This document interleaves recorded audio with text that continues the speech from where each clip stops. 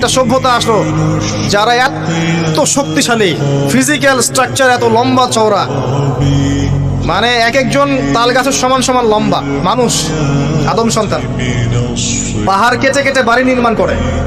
এবং তাদের এই সভ্যতা সম্পর্কে আল্লাহ পাক বলেছেন যে লাম ইউখলাক মিসলুহা ফিল বিলাদ, এমন সভ্যতা পৃথিবীতে সৃষ্টি করা হয়নি। এত উচ্চ মানের সভ্যতা ছিল। এদের নাম ছিল আদ জাতি। আদ কি নাম? তাদের নবী ছিলেন হুদ আলাইহিস সালাম। কি নাম?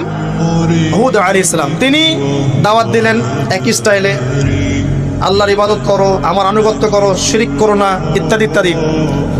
কওম তার কথা শুনলো না। অল্প কিছু মানুষ শুনলো, তাদেরকে তিনি সাথে নিয়ে চলে গেলেন। আল্লাহ পাক জালেমদেরকে ধ্বংস করে দিলেন।